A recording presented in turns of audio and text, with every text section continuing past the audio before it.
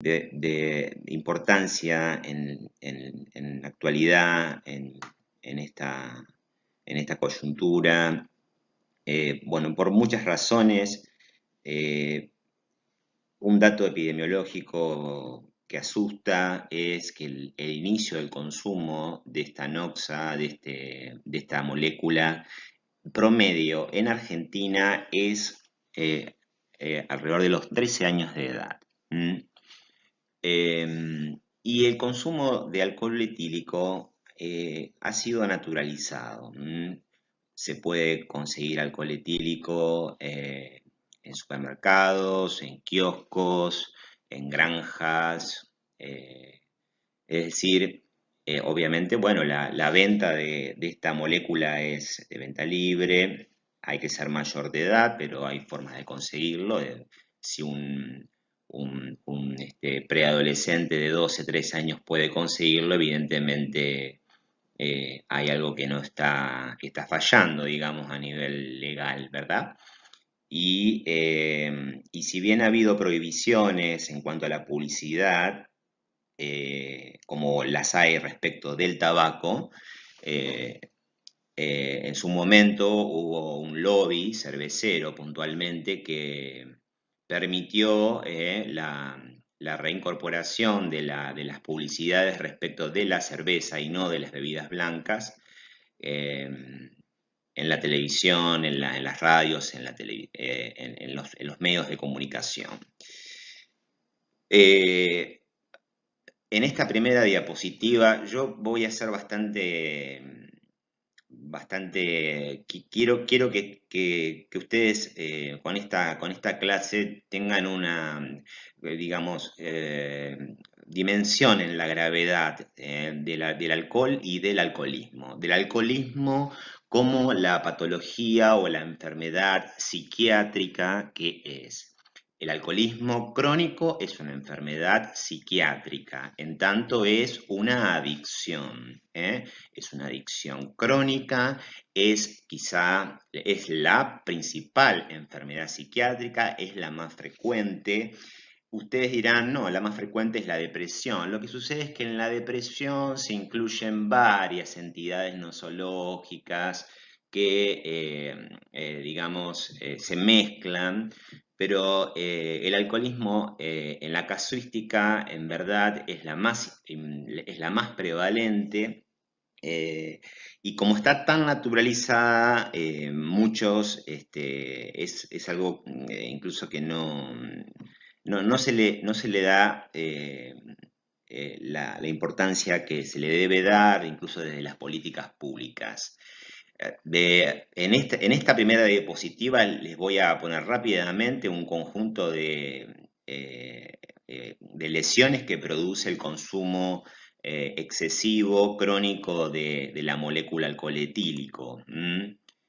Podemos comenzar con, bueno, lo que les pongo ahí es un paciente con un abdomen globuloso, con teleangiectasias, es un paciente con una ascitis, después vamos a ver por qué se produce eso, un síndrome ascítico edematoso, con un angioma Spider o una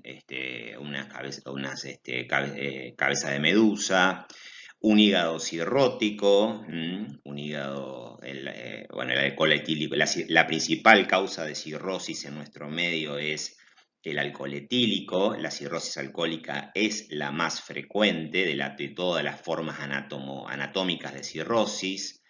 Fíjense, esa es una foto de un niño, de un niño en la vía pública, alcoholizado, una fotografía que saqué de las redes sociales. Esa es una imagen endoscópica del esófago con varices esofágicas que pueden provocar, cuya ruptura o cuya laceración, erosión, etcétera, puede provocar una complicación muy grave asociada a la cirrosis y a la hipertensión portal con una elevada tasa de mortalidad. Alrededor de la mitad de los pacientes con sangrado varicial fallecen. Es muy feo ver un paciente sangrando, sobre todo con hematemesis, vomitando, bueno, sangre puntualmente y entrando en un shock hipovolémico, accidentes de tránsito vinculados al consumo de alcohol, desde ya porque el alcohol ustedes saben que es un depresor del sistema nervioso y obviamente la coordinación motora, los reflejos, todo eso está comprometido. El hígado graso, que es un elemento, yo diría, constante en el consumo de alcohol crónico, todo paciente etilista crónico lo tiene. Una entidad cardiológica no es tan prevalente, pero la podemos mencionar, se llama miocardiopatía dilatada. Una imagen, una imagen, digamos, del encéfalo donde muestra una reducción de la masa encefálica con atrofia cortical, aumento de los espacios ventriculares. Que lo que quiero demostrar y lo que voy a mostrarles luego es que el alcoholismo crónico es una de las causas importantes de demencia, porque uno se queda con que los síndromes demenciales son todos por Alzheimer o por enfermedades asociadas a procesos cerebrovasculares, pero el alcohol etílico también lleva a síndromes demenciales. Ahí lo que está en esa imagen es un páncreas asociado a su desembocadura en el marco duodenal, es un páncreas cicatrizal, fibrótico, es una de las principales causas de pancreatitis crónica, con todo lo que eso supone, un páncreas cicatrizal insuficiente que no va a producir las enzimas pancreáticas, que no va a producir insulina. También es causa de pancreatitis aguda, aunque no es lo más frecuente. La principal causa de pancreatitis aguda es la impactación de un cálculo biliar. Un paciente con hematemesis, bueno, esto está vinculado obviamente al sangrado varicial. Los intentos de suicidio, los intentos autolíticos son muy frecuentes también en pacientes alcoholistas crónicos. El cáncer de esófago, el consumo de alcohol es una noxa que se asocia a algunos tipos de cáncer. Obviamente los que tienen vinculación con el contacto, con el ingreso de la sustancia por vía digestiva, el cáncer de boca, el cáncer de esófago, el cáncer de estómago. Fíjense que el curso se llama De la injuria a la defensa y muchos de estos temas los vamos a ver en defensa, a saber, cirrosis, vamos a ver neoplasias, vamos a ver bueno, con el tabaco vamos a ver POC, o sea que es importante que entendamos, si bien vamos a hablar de los contenidos desagregados de injuria, esta clase nos va a servir mucho para, digamos, hacer una articulación con los contenidos de defensa. Entonces, ¿por qué no considerar a esta molécula como un verdadero veneno? Fíjense la cantidad de entidades, de lesiones que produce esta molécula, con una elevada tasa de mortalidad de diversas patologías. Gente que se mata en la vía pública en accidentes, que se suicida, que muere. Sangrando en una hemorragia varicial, por complicaciones en un síndrome acítico edematoso, con insuficiencia hepática, demenciado, con insuficiencia cardíaca por miocardiopatía dilatada, con una neoplasia maligna como el cáncer de esófago de elevada, de muy mal pronóstico. Entonces, ¿cómo considerar al alcohol etílico de otra manera que no sea un veneno? Bien. Vamos a hablar de las dosis de etanol. Esto van a encontrar distintas cifras en diversas bibliografías, pero podemos plantear que la dosis máxima diaria en nuestro medio sería de 80 gramos día en el varón y 40 gramos día en la mujer. La mujer, la dosis máxima es exactamente la mitad porque tiene que ver con la masa, digamos, total del sistema enzimático de alcohol deshidrogenasa, que es justamente la mitad a nivel hepatocitaria del varón. Es mucho menor incluso, hago esta nota al pie, digamos, en algunas poblaciones, puntualmente en algunos asiáticos y puntualmente en los japoneses, que incluso desarrollan el síndrome del acetaldehído, ¿eh? Pero bueno, en nuestro medio, estos son los gramos días. Fíjense que la cerveza, cuya graduación es 4%, es decir, que en un litro de cerveza, en 1000 mililitros, hay 40 gramos de alcohol. Es decir, si hay 4 gramos por ciento, en un litro hay 40 gramos. Es decir, que 2 litros de cerveza sería el límite máximo diario en el varón y 1 litro de cerveza sería el límite diario en la mujer.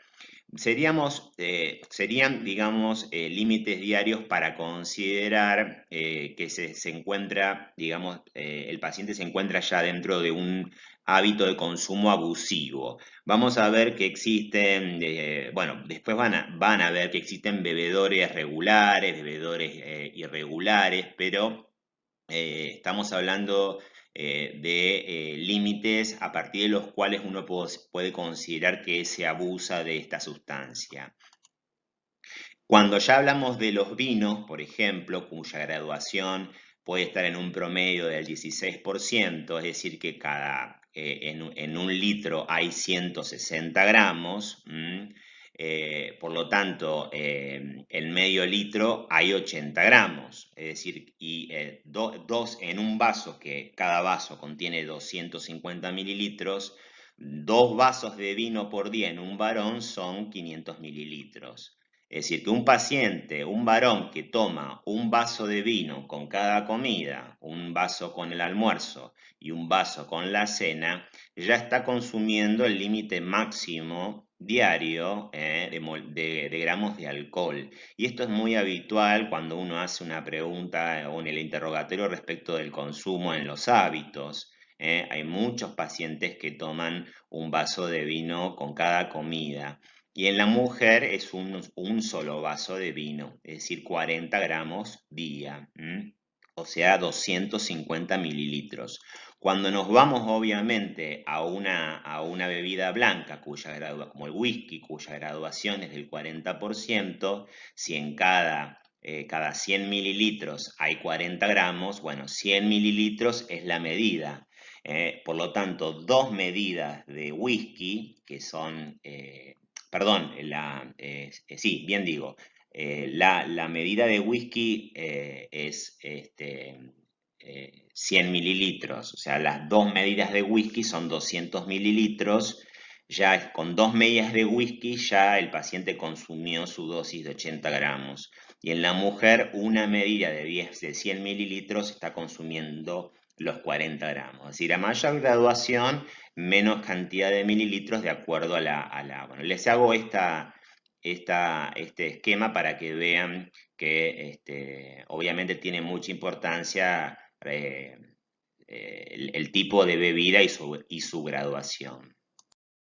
Bueno, algunos conceptos sobre la dependencia y algunos que tienen que ver más con el alcoholismo como drogodependencia. Se define a una drogodependencia a un estado psíquico y también físico resultante de la interacción de una droga, en este caso el alcohol etílico, y el organismo en su totalidad, en su dimensión psíquico-física, caracterizado por una conducta que incluye la tendencia a consumir la sustancia, ya sea para experimentar sus efectos por lo general placenteros, o bien para evitar las sensaciones displacenteras, desagradables que produce su falta. Es decir, decirlo de otra manera, consumir para evitar la aparición de los llamados síntomas abstinenciales, es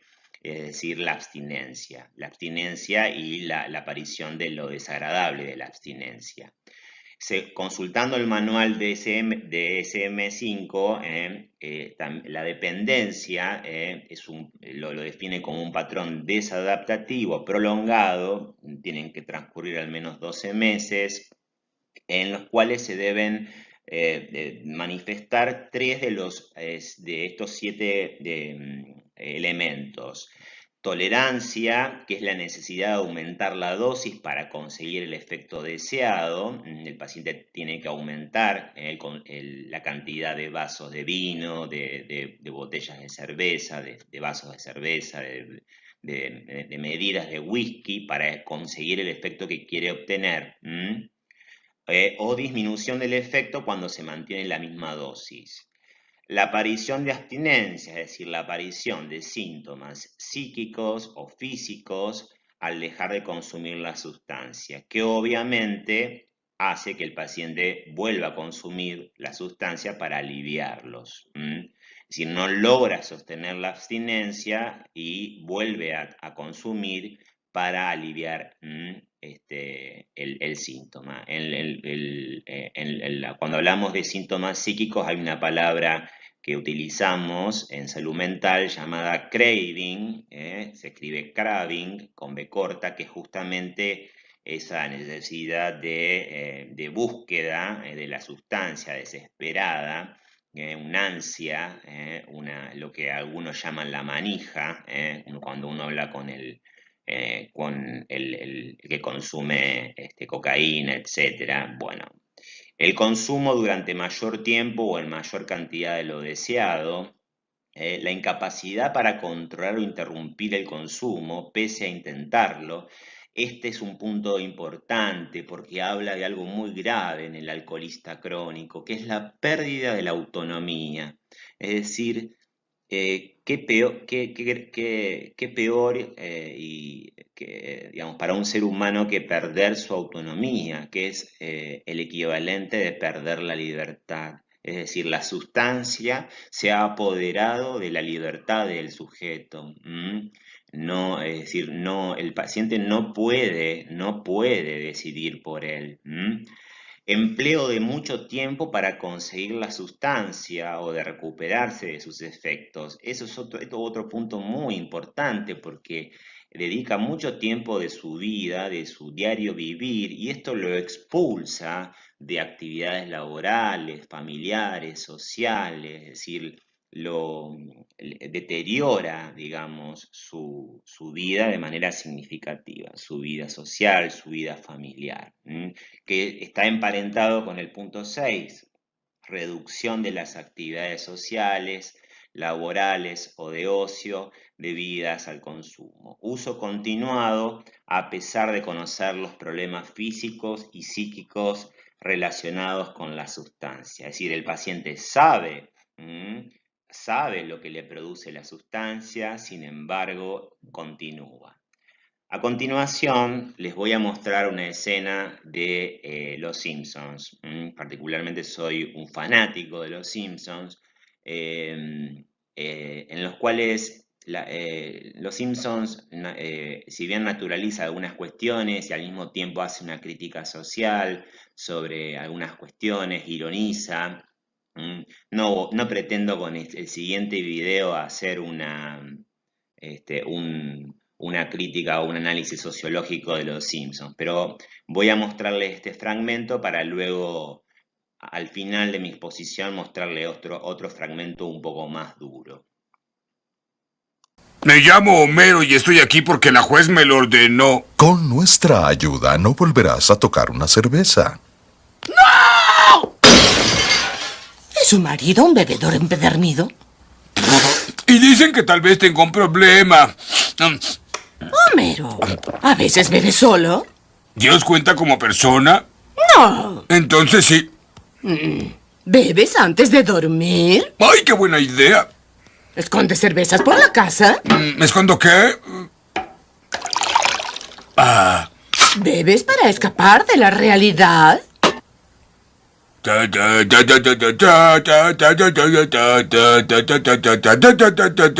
Homero, quiero que hagas algo por mí. Lo que quieras. Deja de tomar cerveza un mes. Hecho, ni una cereza más. ¿Dijiste cerveza o cereza? Cereza. Por favor, Homero. Yo sé que puedes hacerlo. Bueno, desde mañana nada de cerveza. ¿Qué fue ese ruido? Es que dije, "Psst, te amo". Bueno, es muy gracioso realmente, Los Simpsons es muy gracioso, apela siempre al humor, pero al mismo tiempo juega con la ironía y la crítica. De hecho, es muy crítico con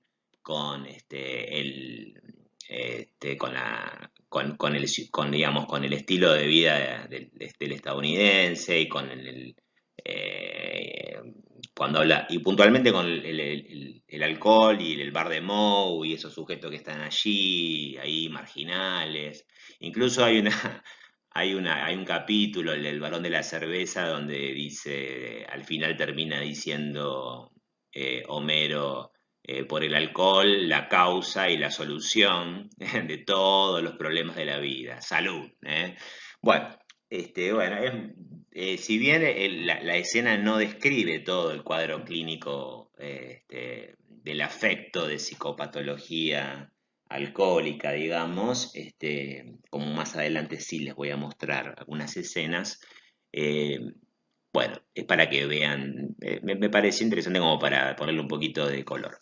Claramente, bueno, sobre la farmacología y la farmacocinética y la farmacodinamia del alcohol ya han visto algunas cuestiones en fármaco. Bueno, recuerden que se ingiere por vía oral, se absorbe mayoritariamente en el estómago, perdón, en el estómago, perdón, me rectifico, parte en el estómago y mayoritariamente en el delgado y obviamente por las venas colectoras, las venas que constituyen la vena porta, llega al hígado y es en el hígado donde se produce el metabolismo de la molécula y la excreción de la molécula es fundamentalmente por su metabolismo.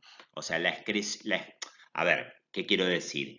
La eliminación, mejor dicho, de la molécula es por metabolismo. O sea, las excreciones, ya sea por orina, por la respiración, por la sudoración, son insignificantes. Es decir, es la transformación metabólica de la molécula en otras sustancias, la forma que tiene el cuerpo para, digamos, deshacerse de la molécula. Sin lugar a duda, esto lo repaso porque ya lo vimos al momento de hablar de esteatosis en patología celular y en cúmulos, en el citosol, a expensas de la alcohol deshidrogenasa, una enzima citosólica que es responsable alrededor del 80% del metabolismo del etanol, se produce acetaldehído, gracias a la transformación del NAD en NADH,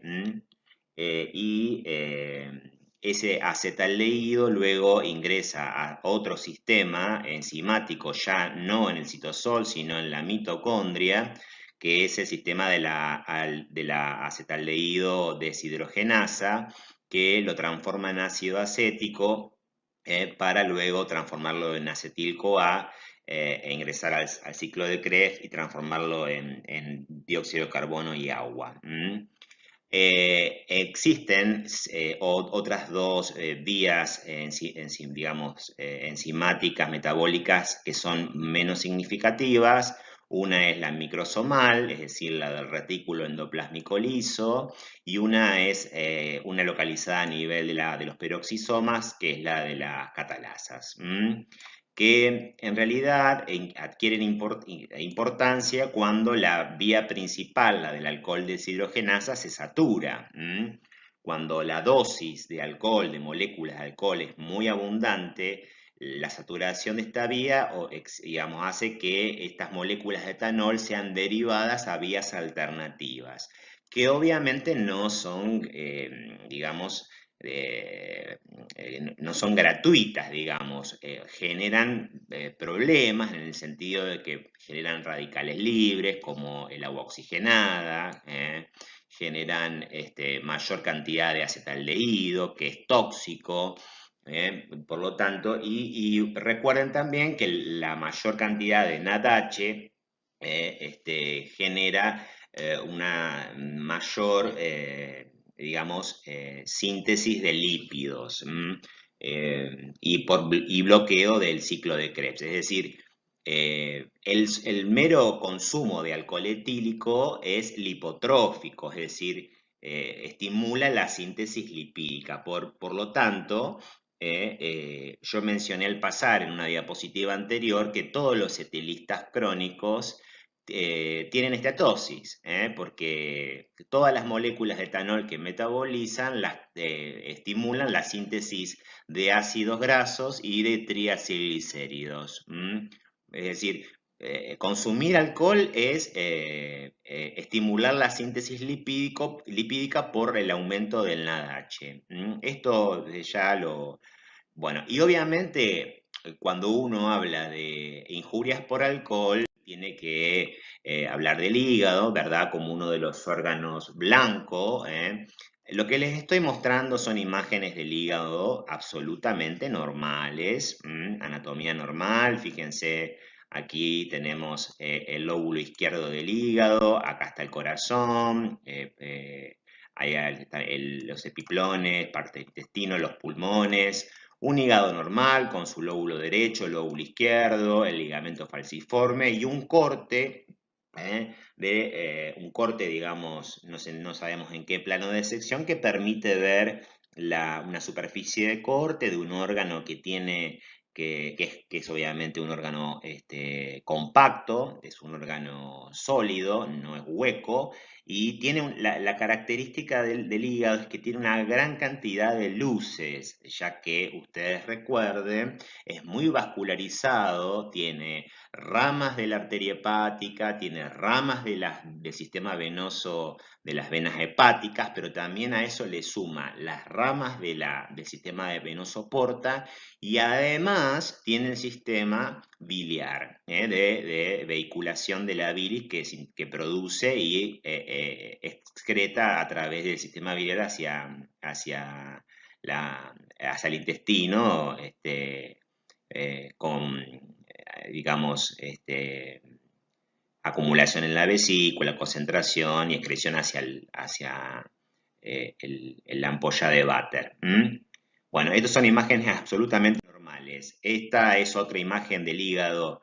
Este es un corte histológico normal del hígado. Recuerden que el hígado, la unidad funcional del hígado se llama lobulillo. Lo que acá no se logra ver, se logra ver parte de un lobulillo. Un lobulillo sería, continuaría más allá. Lo que vemos aquí es la vena central del lobulillo y esto es un espacio porta.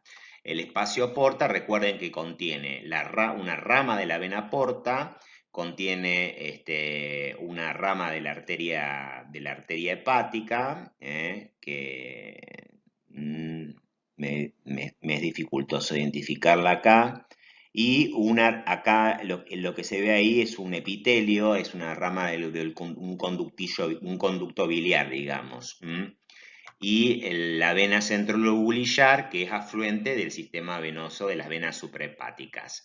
Fíjense que los hepatocitos se disponen en columnas, en hileras, en trabéculas, y entre ellos existen espacios donde puede haber espacios sinusoidales en una de las caras, lo que se llama el polo vascular, y en otra cara existe el polo biliar, es decir, hacia donde se secreta bilis. Recuerden que digamos, en el polo vascular o en el sinusoide, el sentido de la sangre va desde el espacio porta hacia la vena centrobulillar, pero la secreción de la bilis tiene una dirección desde el espacio desde la vena centrobolillar hacia el conducto biliar, digamos, por los canalículos biliares. Y las tradicionales zonas, la zona 1, la zona 2 y la zona 3. Esto es un corte histológico de un hígado normal, y este es un esquema de lo que anteriormente del corte histológico anterior. Fíjense en las trabéculas, el sinusoide, que fíjense el sentido de la flecha que va hacia allá, y luego las flechas que van hacia la vena centrolobulillar, y luego hay otras flechas, como en este caso, fíjense aquí estas flechitas, que van hacia un conductillo biliar, a través de un canalículo biliar. Rama de la vena porta, rama de la arteria hepática, y el conducto. Esto sería el espacio porta, y esto es la vena centrolobulillar, ¿de acuerdo?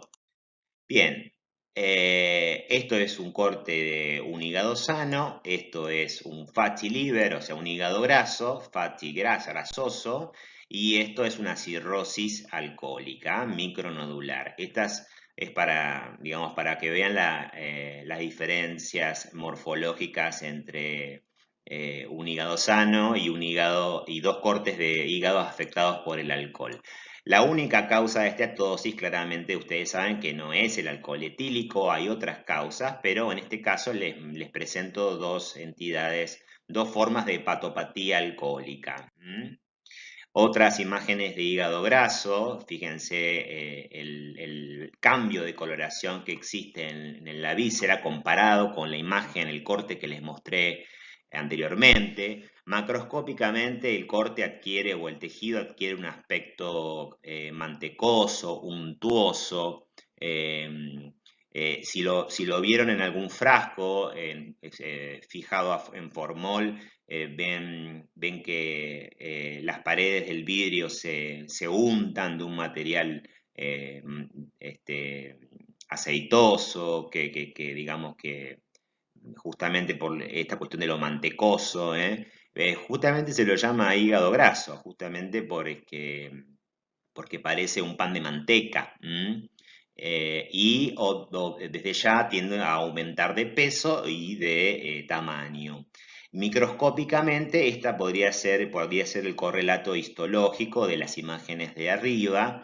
Y fíjense cómo se dispone el lípido. El lípido se dispone en vacuolas. Ustedes eso ya lo saben, lo vieron. Primero se dispone en pequeñas vacuolitas o microvacuolas, y luego confluyen en macrovacuolas que van desplazando los núcleos hacia las periferias del hepatocito, hacia la periferia. Esas macrovacuolas se ven en un corte con hematoxina y eosina, se ven ópticamente vacías, en el sentido de que cuando se hace el corte histológico, la inclusión en parafina, se produce un barrido del lípido. Si se quisiera corroborar la presencia del lípido, se debe utilizar un colorante para lípidos y una técnica especial para hacer el preparado del corte histológico, que incluya coloraciones para lípidos, como los sudanes, por ejemplo. La esteatosis alcohólica comienza siendo centrolobulillar, para luego hacerse difusa o panlobulillar. Recuerden que el prefijo pan se refiere a la totalidad. Panlobulillar, o como si fuera, como por ejemplo se usa el término pancarditis para hablar de una entidad donde existe pericarditis, miocarditis, endocarditis. Bueno, cuando hablamos de una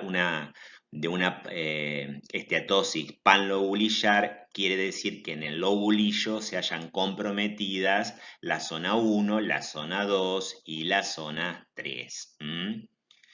Otra esteatosis que tiende a ser difusa y comienza siendo centrolobulillar es la esteatosis que vemos en los niños con desnutrición, puntualmente en la esteatosis que se ve en una de las formas polares de desnutrición, que me voy adelantando, es el kwashiorkor, que vamos a ver más adelante. Es decir, que hay algún parecido entre, o sea que podemos decir que la esteatosis en el adulto, que es panlobulillar, está asociada al alcohol etílico, y la esteatosis panlobulillar en el niño está asociada a la malnutrición en el kwashiorkor. ¿Mm? Bien, la otra entidad asociada al alcohol, la otra dentro del contexto de la hepatopatía alcohólica, es la hepatitis alcohólica. Los etilistas crónicos pueden hacer hepatitis. Eh, una aclaración, el término hepatitis no es simplemente la inflamación del hígado.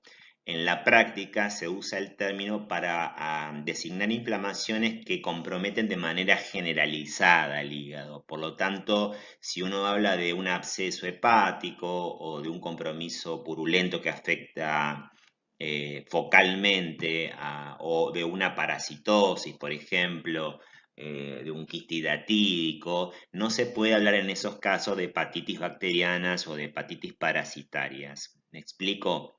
Es decir, existe el concepto de hepatitis siempre implica hablar de un compromiso generalizado de la glándula. Bien. Bueno, la pregunta sería, ¿cuándo un alcoholista hace una hepatitis o cuándo un paciente hace hepatitis por alcohol?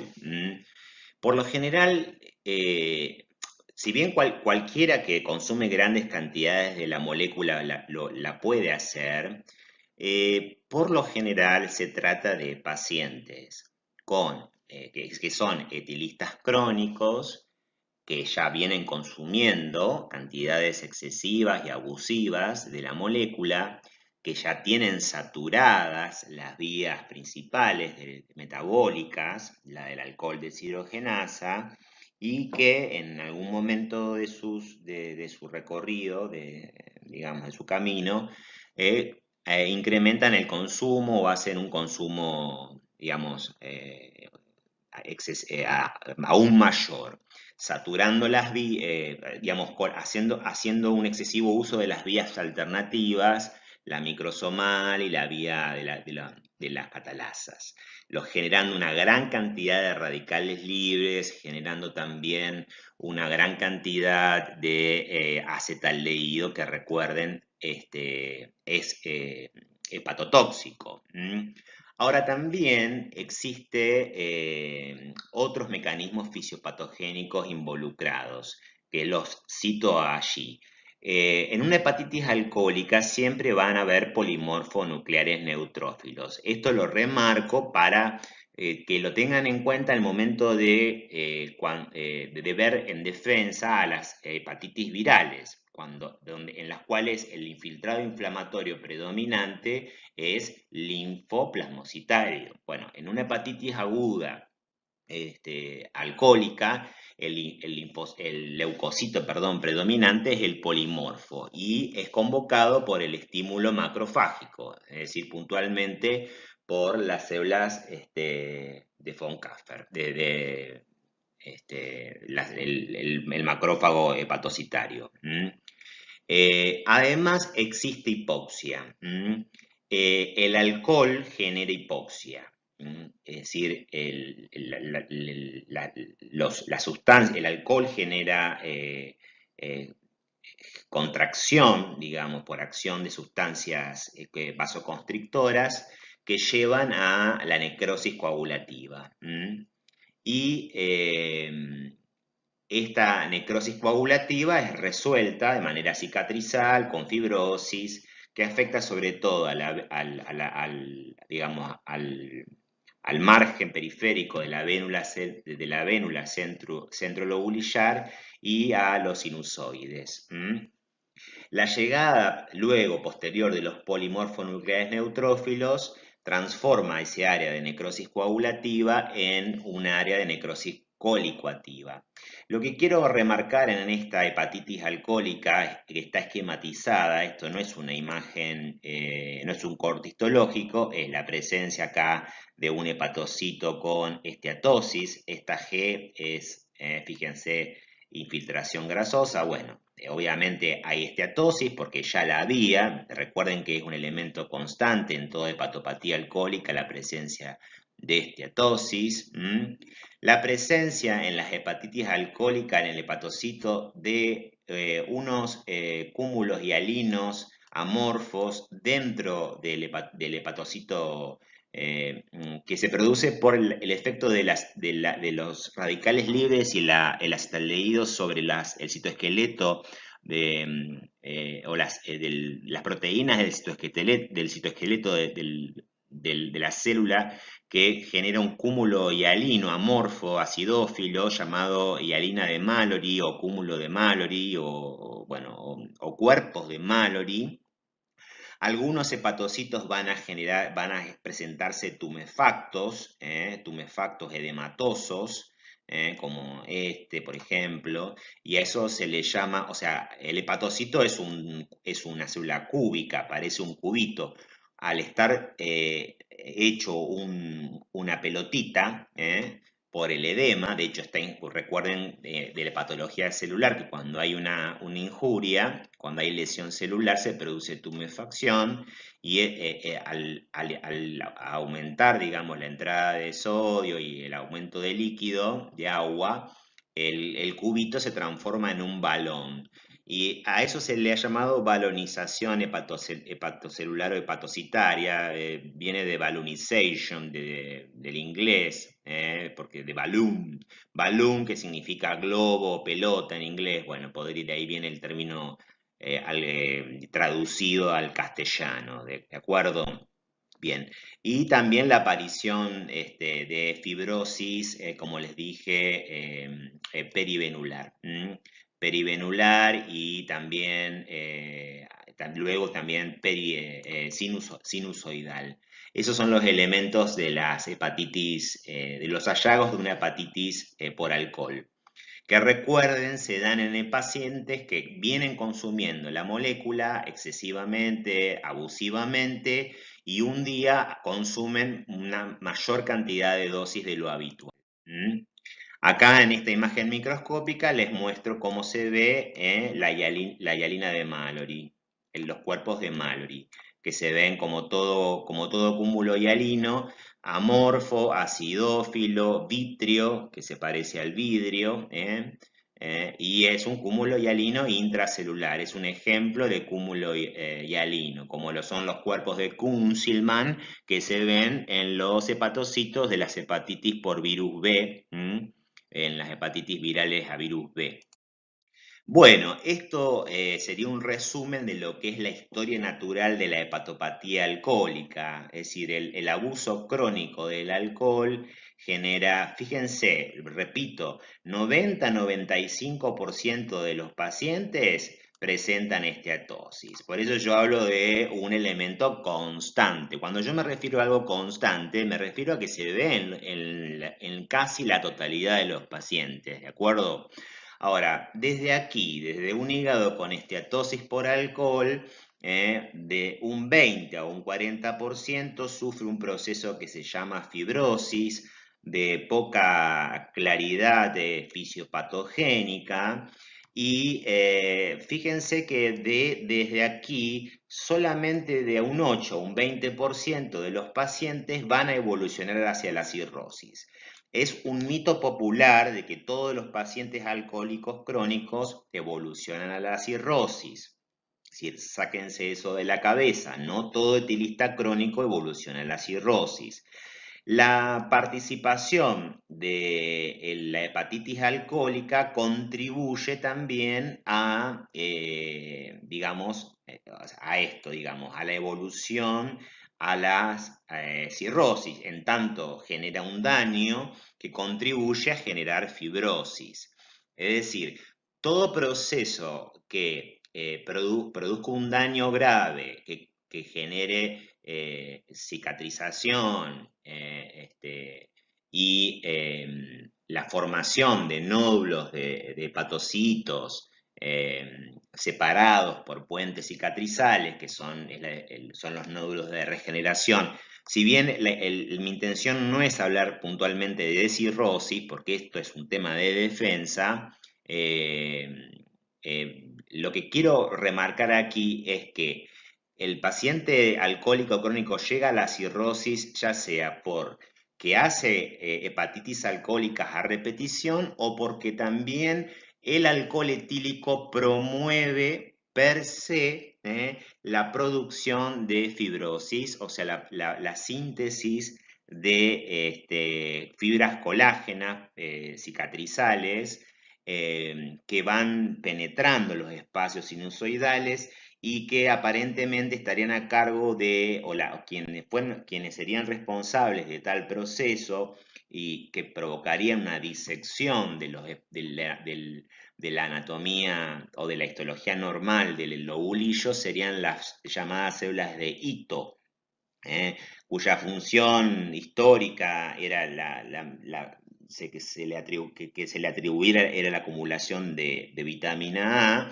Ahora se saben que tienen una función importante y una intervención muy importante en la fisiopatogenia de la cirrosis y sobre todo en la cirrosis alcohólica. A lo que voy es lo siguiente, no es necesario que el paciente haga hepatitis alcohólica a repetición para que llegue a la cirrosis. Un paciente alcohólico crónico puede llegar a la cirrosis sin haber hecho nunca una hepatitis alcohólica. Y otra forma, digamos, otra entidad que quiero remarcar es la posibilidad de que un paciente etilista crónico desarrolle un cáncer de hígado.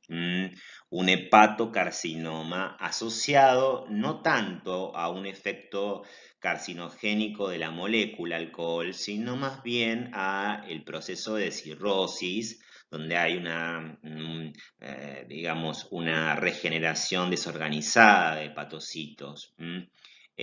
Como sucede también en las hepatitis crónicas por virus C, donde el virus C, si bien no es como lo es el virus B carcinogénico, el virus C no es carcinogénico, pero por el hecho de generar hepatitis crónicas, cirrosis y cirrosis con el tiempo, y al haber una regeneración anómala, eso favorece o da un terreno fértil para que se produzca un fenómeno de un cambio o una generación de alguna atipía. Bueno, fíjense la macroscopía de una cirrosis. Las cirrosis alcohólicas inicialmente son micronodulares, en tanto los nódulos miden menos de 3 milímetros y luego termina siendo macronodular o mixta, micro y macronodular. Los nódulos empiezan a tener más de 3 milímetros de diámetro. ¿Por qué me doy cuenta que esto es una cirrosis alcohólica? Porque encuentro focos amarillentos, es decir, focos de esteatosis. Si bien la idea no es hablar de cirrosis porque es un tema, es un contenido de defensa, voy a definirla. Voy a definirla porque para que no quede algo, digamos, como un tema. Cirrosis la podemos definir como una forma de hepatopatía crónica caracterizada por la presencia de nódulos de hepatocitos remanentes, es decir, cuando yo digo remanentes, es decir, que han quedado, que han sobrevivido a una especie de catástrofe, de hepatocitos remanentes en regeneración anormal. ¿Por qué digo regeneración anormal?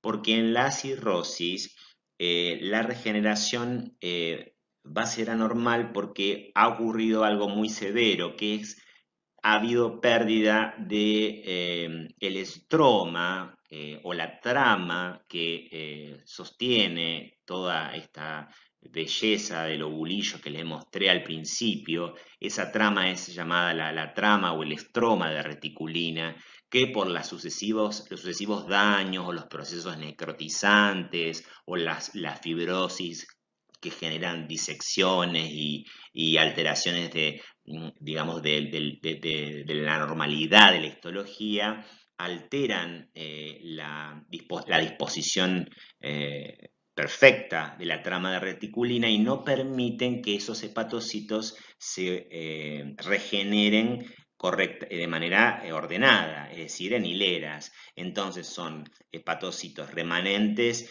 en regeneración anormal. Entonces, repito, hepatopatía crónica caracterizada por la presencia de nódulos, de hepatocitos remanentes en regeneración anormal, separados, los nódulos, por delicados puentes de fibrosis, y que se clasifica en dos grandes tipos: micronodular, si estos nódulos miden menos de 3 milímetros, o macronodular, si miden más de 3 milímetros, y que constituye la forma anatómica final de una gran cantidad de, digamos, de entidades o patologías hepáticas, o ya sea alcohólica, viral, autoinmunes, tóxicas, o, además de la del alcohol, autoinmunes, etcétera.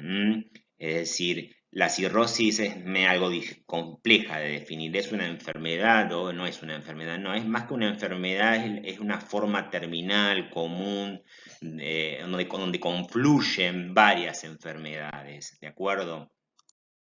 Esto es una microscopía de una cirrosis donde se ve el nódulo de regeneración, que muy poco tiene que ver con la imagen, digamos, de ese lobulillo que le mostré. Acá yo no identifico trabéculas, hileras, venas centrolobulillar. Lo que sí identifico son vacuolas ópticamente vacías que claramente estarán llenas de lípidos. El elemento constante, la esteatosis de cualquier hepatopatía alcohólica.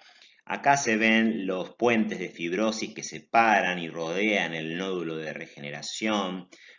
Probablemente tanto las venas centrolobulillares como algunas venas de los elementos de los espacios portas han quedado colapsados, desplazados, marginados por esos puentes por esos márgenes cicatrizales. Y esto explica la gran desorganización y la gran, digamos, alteración de la arquitectura normal del hígado, que tan organizado es. El hígado es una máquina perfecta, con sus lobulillos, su disposición. Yo le mostré estas imágenes iniciales de una glándula que funciona a la perfección, por donde la sangre ingresa desde un polo y va hacia la vena centrolobulillar para realizar intercambios entre célula y sinusoide, y por otro polo se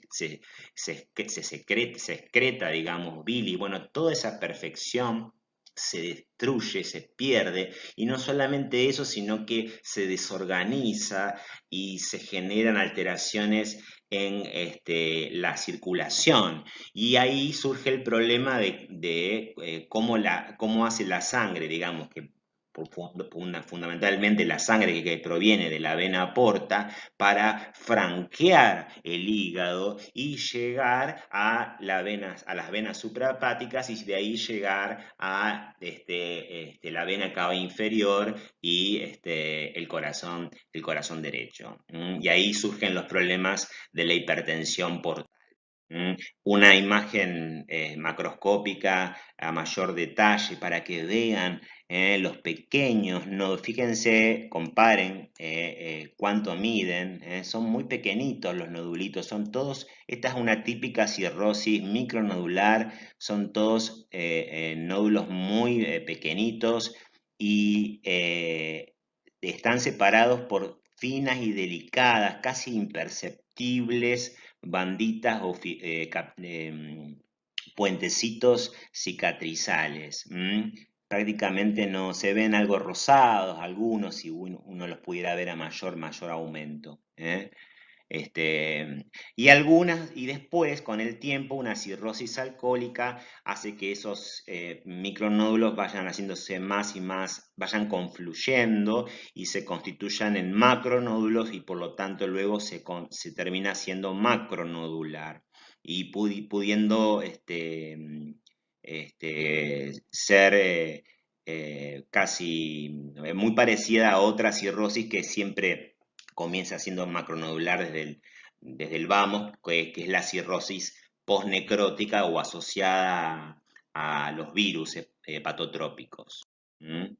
Otra imagen de una cirrosis, otro nódulo de regeneración, de hepatocitos remanentes en regeneración anormal, mucha fibrosis, otros nódulos. Fíjense la ausencia de elementos histológicos identificables.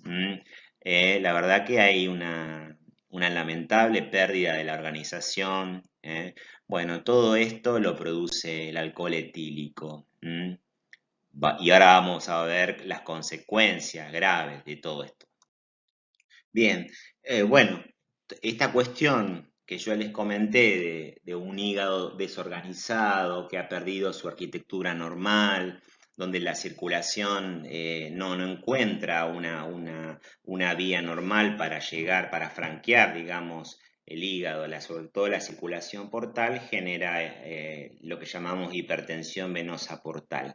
Entonces, con aumento obviamente de la presión en la vena porta, en las venas que son afluentes, produciéndose claramente un trastorno hemodinámico que es el de la congestión pasiva local, en este caso, tratándose del territorio de la vena porta. Esta sangre, la de la vena porta y de sus afluentes, va a buscar, digamos, vías de comunicación con el sistema venoso cava, lo que se llaman anastomosis portocavas, para poder llegar a la vena cava inferior y a la vena cava superior. En el caso la imagen que les estoy mostrando es acá un hígado, en este caso se ve un hígado cirrótico, lo que se llama la vena coronaria estomáquica, que está, fíjense, varicosa. ¿Por qué varicosa? También esta vena se llama vena gástrica córtica y las venas gástricas, y ni que hablar de las venas esofágicas, ¿por qué ya se vuelven varicosas? Porque estas venas no están capacitadas para soportar digamos, el flujo y la gran cantidad de flujo que, digamos, que tiene que, o sea, la apertura de estas anastomosis le duplica, le triplica la cantidad de volumen sanguíneo y no, digamos, las venas no tienen la capacidad de transportar tanto volumen y tanta presión que terminan provocando la dilatación y digamos, la dilatación varicial de la vena, de la pared, la cicatrización de la pared. Y aparecen y mucho más dañino es sobre las venas del esófago, porque son más pequeñas aún. El objetivo digamos, de comprometer la coronaria estomáquica y las venas esofágicas es llegar a esta vena, la vena ácigos, que finalmente va a ser tributaria de la vena cava superior y va a llegar a la circulación venosa sistémica. Pero en todo este trayecto va a provocar esta grave complicación de la cirrosis y de la hipertensión portal asociada a la cirrosis, que son las varices esofágicas. Que obviamente si en esta imagen endoscópica vemos que crecen como columnas hacia la luz, protruyendo, y cualquier erosión, laceración de la mucosa va a generar un sangrado varicial muy grave, con hematemesis o bien con melena también, tratándose de una hemorragia digestiva alta, incluyendo también la erosión de las varices. No olvidemos a las varices gástricas asociadas a la hipertensión portal, que las puede haber. Es decir, esta complicación, recuerden, tiene un 50% de mortalidad en los cirróticos. Si bien hay formas de detenerlos, de intentar detener las hemorragias variciales, es un hecho grave. No es la principal causa de hemorragia digestiva alta. La principal causa de hemorragia digestiva alta son las úlceras pépticas gastroduodenales, tema que lo van a ver en defensa. Esto también lo van a volver a ver en defensa. Y bueno, No olvidemos también que a nivel digestivo el alcohol etílico está asociado al cáncer de esófago, cáncer de boca, cáncer de estómago y a procesos inflamatorios diversos como esofagitis, gastritis agudas hemorrágicas, generando también hematemesis, melenas, gastritis crónicas, etc. Esta es una imagen endoscópica de lo que les acabo de mostrar, el esófago ahí con estas columnas que crecen que protruyen hacia la luz y que pueden, cualquier lesión erosiva, ulcerativa puede desencadenar la hemorragia. Bueno, fíjense, este paciente también por el mismo mecanismo de generar anastomosis por tocaba, está utilizando las venas superficiales del abdomen para generar comunicaciones con las venas cavas y genera lo que se llaman las cabezas de medusa o telangiectasia o angioma spider, muy característico de ver en los abdómenes ascíticos de un paciente con hipertensión portal. Esto que se llama eritema palmar, también es un hallazgo, un estigma de los cirróticos. Quiero aclarar que la única causa de hipertensión portal no es la cirrosis, tengan en cuenta eso. Estamos hablando ahora puntualmente de cirrosis alcohólica y de ascitis y de hipertensión portal asociada a ella. Pero no es la única causa, hay otras causas, incluyendo, por ejemplo, una insuficiencia cardíaca congestiva global. En este dibujo se resumen algunos elementos de lo que puede constituir, digamos, los llamados estigmas de la cirrosis, algunos causados por la falla, el daño hepático y la falla, digamos, la insuficiencia del hígado. Bueno, ya cuando hablamos de coma o la presencia de ictericia me hablan de un cuadro de gravedad. Un paciente cirrótico con ictericia ya está en un estadio avanzado de su cirrosis. La ascitis, que obviamente se produce. Bueno, sobre la patogenia de la ascitis, ustedes hemos visto ya edema. Uno está tentado a hablar, obviamente está uno fácil, digamos, lo que está tentado de decir que en este caso se produce un hidroperitoneo por al menos dos elementos o mecanismos patogénicos. El aumento de la presión hidrostática por hipertensión venosa portal y aumento de la presión hidrostática en estas vénulas y en estos capilares, y la disminución de la presión oncótica plasmática porque tenemos un hígado que está sintetizando menos proteínas y disminuye la oncótica. No obstante eso, se ha demostrado que el elemento más importante en la patogenia de la ascitis no son esos dos, sino lo que tiene que ver con la retención primaria por parte de los riñones de sodio y de agua. ¿Por qué? Porque al generarse ascitis se genera un tercer espacio donde la volemia, o sea, donde hay una contracción de la volemia, en tanto todos los solutos pasan a este tercer espacio, arrastran agua. Los riñones sensan un estado hipovolémico, activan el sistema renina-angiotensina-aldosterona.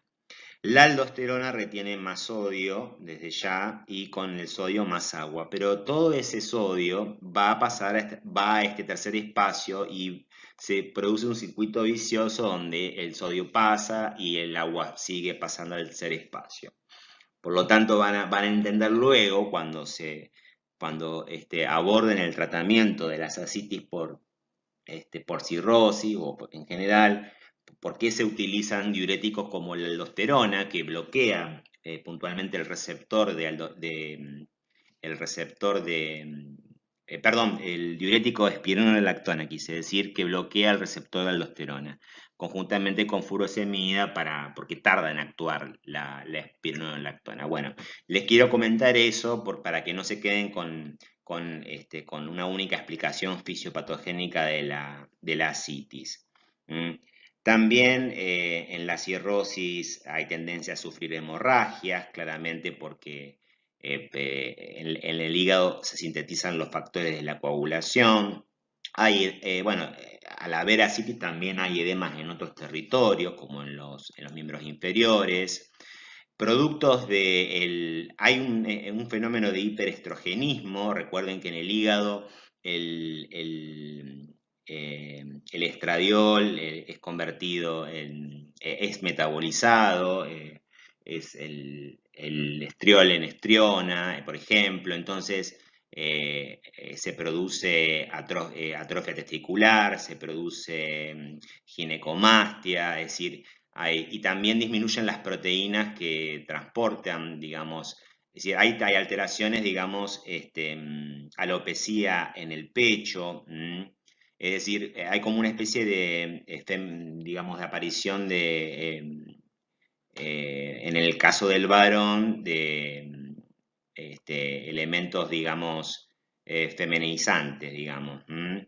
El eritema palmar que mencioné, también vinculado a los fenómenos hormonales. Bueno, ahí pueden explorarlo. Y los efectos de la hipertensión portal, que son bueno, las varices esofágicas. Me olvidé de mencionar la esplenomegalia, en tanto que, bueno, la vena esplénica es una de las afluentes de la vena porta. También el bazo va a estar congestivo y edematoso. La cabeza de medusa, bueno, la propia citis.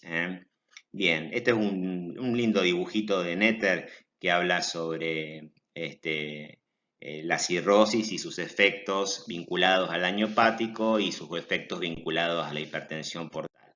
Este es otro también eh, dibujito que pueden también utilizar para estudiar cirrosis.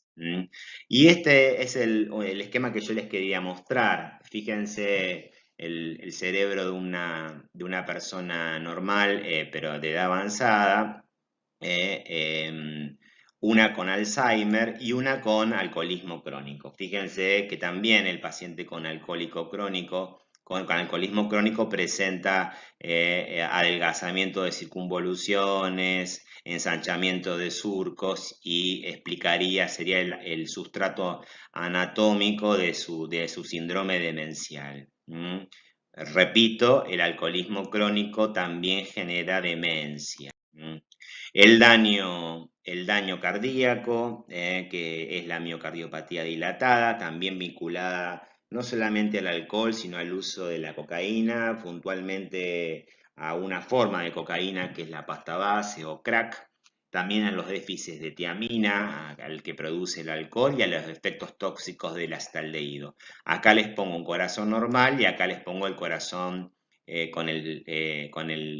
la miocardiopatía dilatada, en la cual todas las cavidades cardíacas, las dos aurículas y los dos ventrículos se encuentran dilatados. ¿Qué le pasa al páncreas? Ya lo dije al principio, se produce pancreatitis crónica.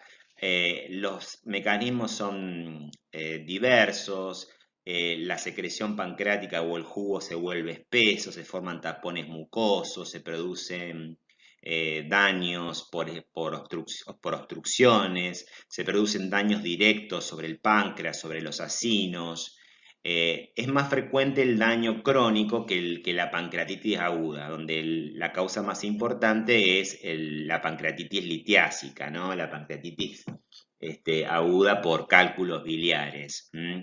El alcoholismo crónico puede estar asociado más a la insuficiencia pancreática por pancreatitis crónica, que puede generar, fíjense, un síndrome, digamos, mal absortivo, en tanto no produce jugo pancreático, por ejemplo, no produce lipasa y provocará una esteatorrea, bueno, y entre otros problemas mal absortivos. Y una diabetes secundaria, en tanto no produce insulina. Una diabetes secundaria, ¿de acuerdo? Lo que le estoy poniendo en esta imagen es la imagen del principio y acá un páncreas absolutamente normal. Bien, y para finalizar, alcohol, no quiero dejar de mencionar a la fetopatía alcohólica. Esas embarazadas que consumen alcohol. el alcohol es la primera causa de retraso mental. Mujeres embarazadas que consumen alcohol, recuerden que es una alcohólica crónica que se embaraza le va a costar mucho dejar de consumir. En tanto, es una enfermedad muy adictiva. O sea, ¿por qué es una enfermedad muy grave el alcoholismo? Y quizá no, podamos afirmar que no tenga cura, porque el paciente alcohólico crónico jamás, jamás dejará de tener ansias de consumo. Podrá controlar su abstinencia y sus ansias de consumo, lo podrá hacer. Algunos lo pueden hacer, pero hasta el último día de su vida tendrá ganas de consumir una copa. ¿eh? Y ahí está el problema. Por eso yo considero que esta es la enfermedad psiquiátrica más grave de todas, incluso más que la esquizofrenia, incluso más que la depresión, incluso más que las formas más graves de depresión. Bueno, la fetopatía alcohólica genera graves anomalías del encéfalo, en la cara y en el corazón. Mi intención no es hablar de ella. También el tabaco produce problemas, sobre todo bajo peso al nacer, retraso del crecimiento intrauterino. Y acá me voy a estar ya vinculando y voy a empezar a hablar del tabaco. Pero antes de hablar del tabaco, les voy a terminar mi exposición sobre alcoholismo, pasándoles una escena de una película que se llama Desde el Abismo, una película argentina, filmada hace unos años y protagonizada por Telma Viral, donde seleccioné algunas escenas donde muestran algunas manifestaciones ya bien, digamos, semiológicas, o sea, bien propias del cuadro clínico, ¿no? De lo que es el alcoholismo, sus efectos, ya sea por el uso, por el abuso y lo que se llama el síndrome abstinencial. Véanlo y luego seguimos con tabaco.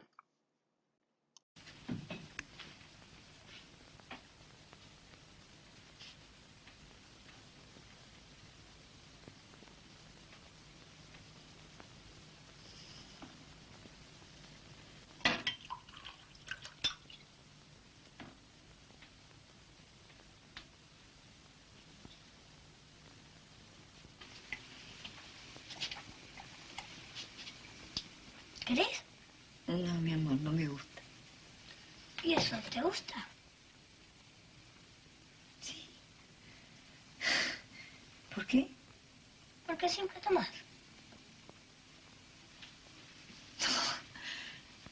No, siempre no. Tomo a veces. Y me hace bien. Tomo a veces nomás. Hasta Diego se daba cuenta de que yo no podía dejar de tomar. Y mentía, y mentía. ¿Por qué me mentía a mí misma? ¿Por qué le mentía a los demás? Todos nosotros mentimos. Y creemos en nuestras propias mentiras. No sé. Pero yo en el fondo me sentía muy culpable. Y conseguía dejar de tomar. Pero por pocas horas. Y en esas pocas horas solo pensaba en el próximo trago.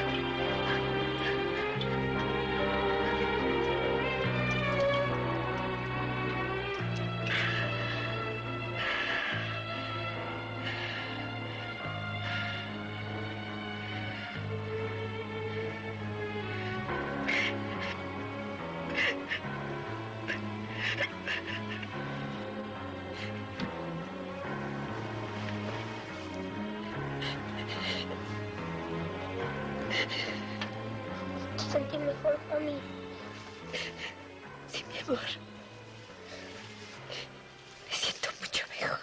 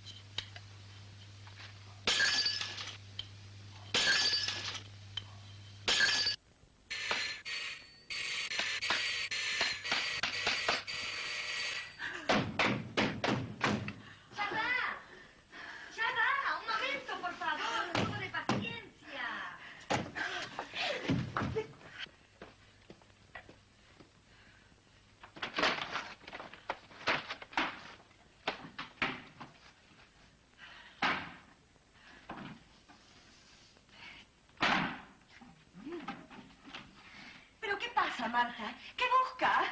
Algo para tomar. Está bien. Enseguida le preparo un cafecito, ¿eh? ¿Por qué sos tan metida?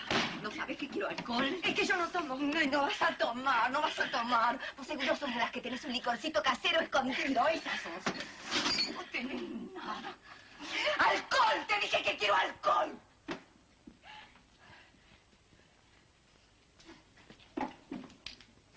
Así que no tenés alcohol. ¿Sabes qué? No tenías alcohol, ¿eh? Tenías mentirosa. Pero no va a tomar eso. Se ha vuelto loca, le va a hacer mal. Voy a tomar, voy a tomar. Con agua voy a tomar. Pero no tenías mentirosa, tenía. Marta, deje eso. Le digo que lo deje, que no tome eso, por favor.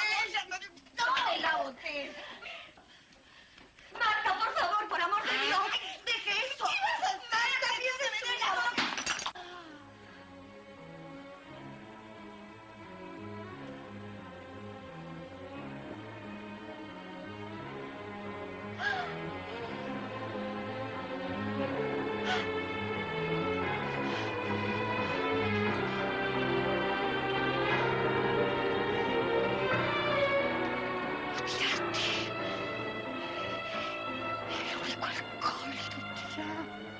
Lo tiraste, lo tiraste. Era el único alcohol y lo tiraste. ¿Pero por qué lo tiraste?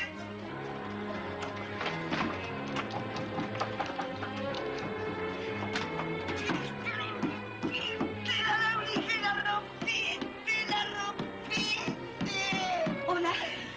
Hola, Julio. Por favor, llame a la policía. Bueno, vamos a hablar ahora sobre el tabaco o el humo del cigarrillo. También el tabaco se puede mascar y fumar en pipa, pero bueno, fundamentalmente se fuma. Las campañas eh, sobre el tabaquismo han tenido algún efecto importante, han reducido el consumo, han sido eficaces. Hay menos consumo de tabaco en Argentina al menos. Y muchos de las injurias por tabaco las vamos a ver más en profundidad en la disciplina, en el área de defensa. Y algunas las vamos a ver en la clase próxima, que voy a hablar de patología vascular, hipertensión, en la tercera clase, digamos.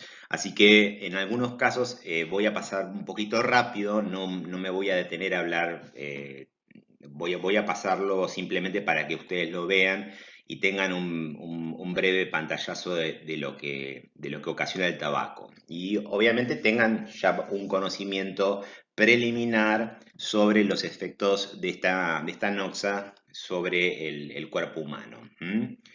Bien, el tabaco también genera dependencia, al igual que el alcohol, pero es más fácil de dejar.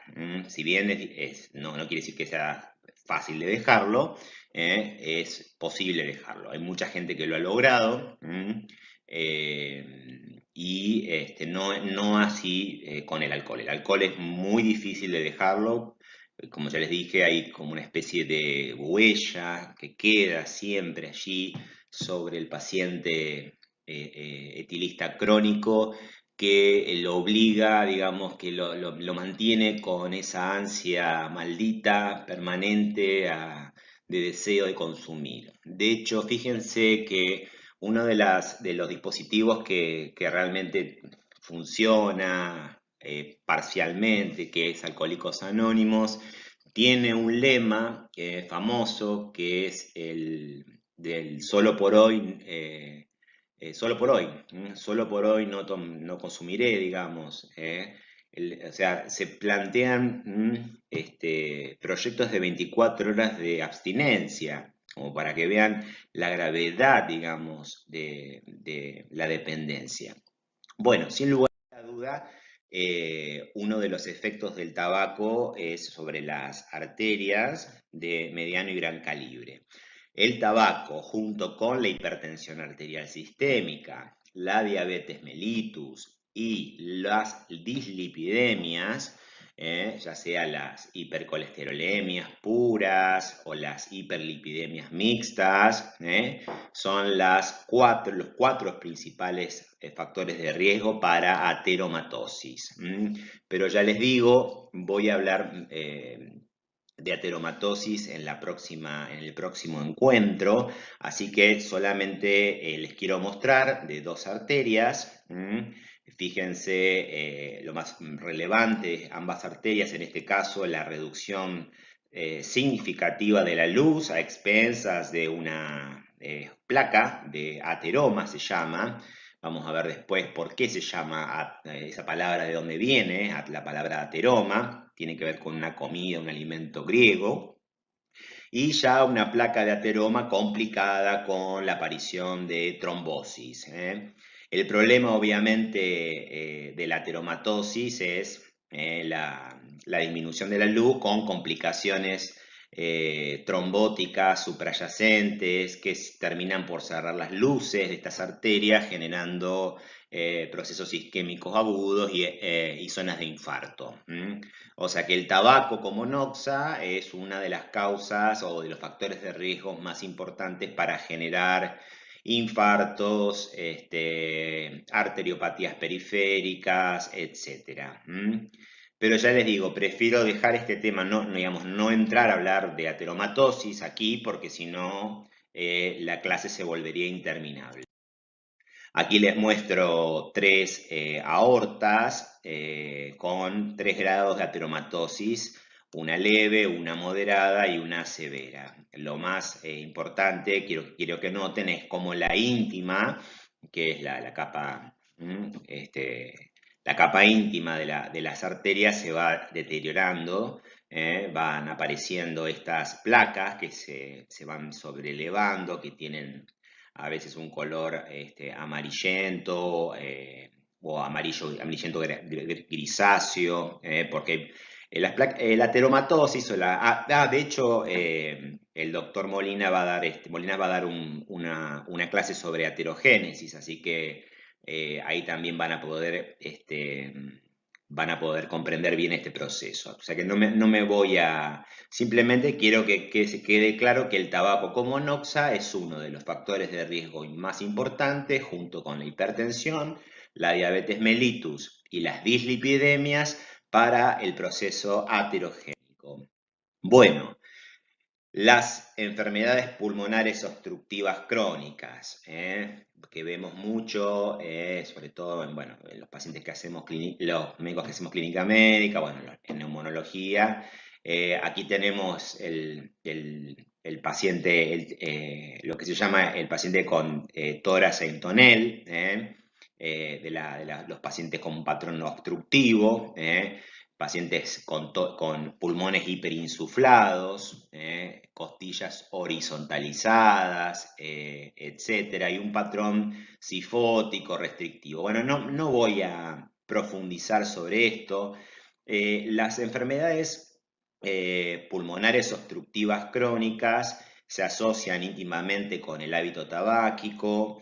El humo del cigarrillo es una noxa que genera obviamente un proceso inflamatorio crónico porque el hábito es crónico y podemos plantear que lo que va generando, digamos, en los espacios intersticiales alveolares es la presencia de un infiltrado inflamatorio mayor que los pacientes que no fuman, sobre todo de polimorfonucleares neutrófilos, y la presencia de una mayor acción de enzimas como las elastasas.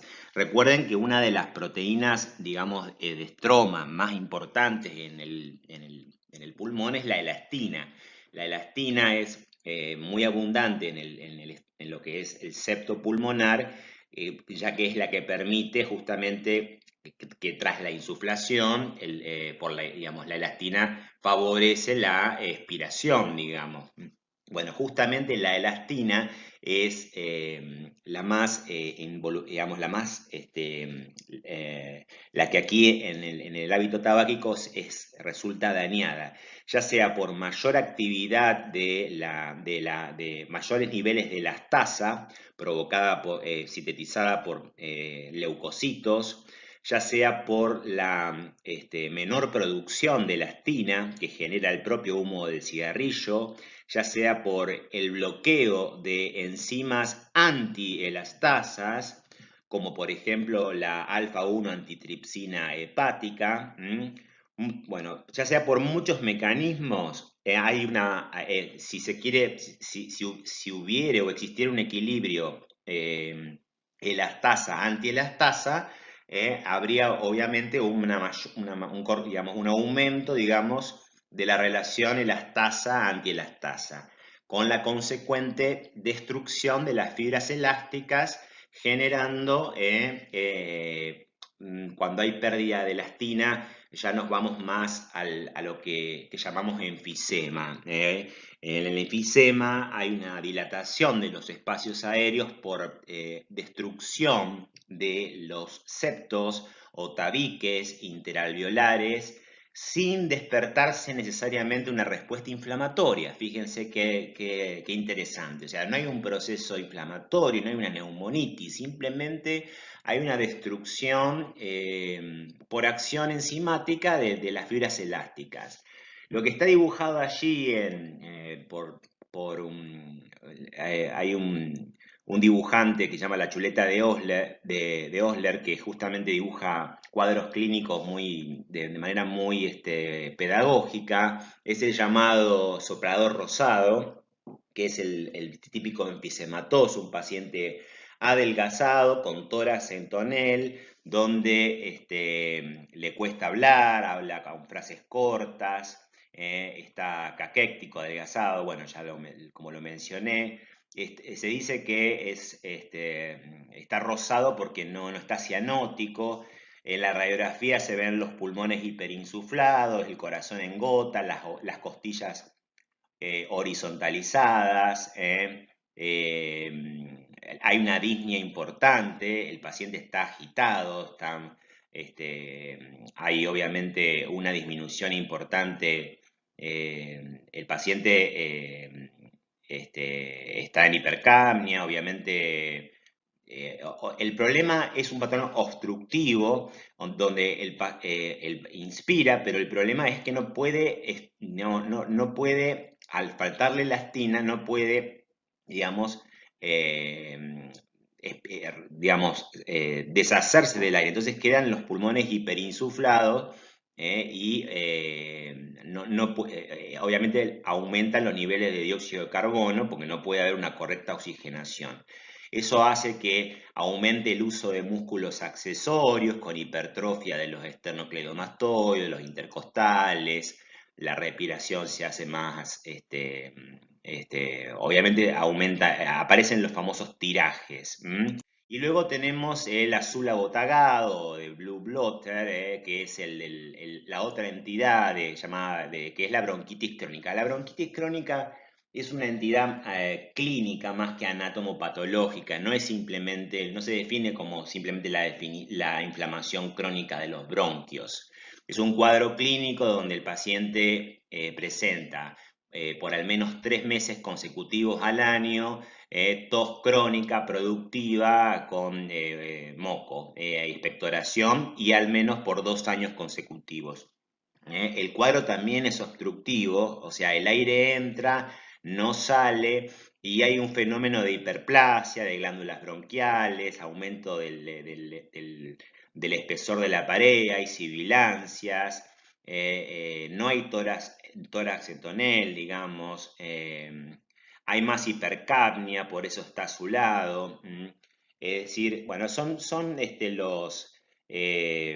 digamos, los cuadros clásicos de la bronquitis crónica y el enfisema.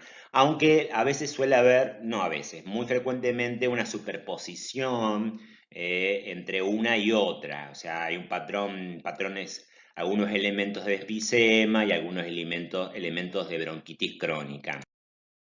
Lo que les quiero, bueno, esto es un elemento anatomopatológico sí puro, que es el índice de Reid, que también no me interesa verlo en injuria. En la pared bronquial tenemos la mucosa, la submucosa con glándulas, y en una bronquitis crónica ocurre un fenómeno de hiperplasia de estas glándulas de la submucosa bronquial. Entonces, si hacemos un cociente entre el espesor de la submucosa por el total de la pared y obtenemos un valor mayor a 0,3, ahí podemos, un índice de Reid mayor a 0,3 nos confirma la presencia de una hiperplasia bronquial, perdón, de una bronquitis crónica desde el punto de vista anatomopatológico. Pero ya les digo, esto no es un tema de injuria, es un tema de defecto. Tampoco este es un tema de injuria, estos son los distintos tipos de enfisema, ya sea el enfisema centroacinar, el enfisema panacinar, el enfisema centroacinar, el enfisema distal o el enfisema irregular. Lo único que les dejo acá es la estructura normal de lo que se llama el lobulillo pulmonar, con su bronquíolo terminal, sus bronquíolos respiratorios, los conductos alveolares y los sacos alveolares. Dependiendo qué parte de esta estructura del lobulillo se encuentre dilatada, digamos, se clasifican los enfisemas en 4 tipos. No me importa que lo sepan en esta instancia. Vean aquí un pulmón enfisematoso y en algunos territorios del pulmón a nivel subpleural se constituyen lo que se llaman bullas, es decir, espacios dilatados, con la peligrosidad de que esas bullas puedan, romperse puntualmente y generar, por ejemplo, un neumotórax espontáneo con una telectasia por diferencias de la presión dentro de la cavidad pleural. Y una macroscopía, yo quiero que vean aquí, fíjense, esto no es un pulmón normal, fíjense, todos esos espacios, esas cavidades, este es el patrón macroscópico típico de un enfisema, es la dilatación de los espacios aéreos, lamentablemente de manera permanente e irreversible y por la destrucción de los tabiques interalveolares producidos por esta maldita noxa, que es el humo del cigarrillo y sus más de, no sé, 80, 90 sustancias químicas tóxicas. Y esta sería una imagen microscópica de cómo se van cortando, fíjense, como si se hubieran pasado una tijera entre los tabiquitos, entre los pequeños tabiques interalveolares, dice, y bueno, al ir cortando los espacios, los tabiques interalveolares, los espacios aéreos confluyen constituyendo espacios aéreos más grandes, es decir, dilatados, es decir, aumentados de tamaño. Ese vendría a ser el concepto de un enfisema. Otro daño provocado por la injuria tabaco. Bueno, claro está, no puedo hablar del humo del cigarrillo o de tabaco como noxa sin hablar de su relación con una enorme cantidad de neoplasias. Neoplasia es un tema de defensa, pero bueno, ustedes deben saber que los componentes del humo del cigarrillo son carcinogénicos y se vinculan con una gran cantidad de neoplasias, que aquí están citados algunos, quizás los más importantes, con principal destaque para los de la vía aérea, de ya, pulmones, bronquios y tráqueas, laringe, riñón, bueno, pero todos son importantes, incluyo vejiga urinaria, colon, boca y garganta, esófago también.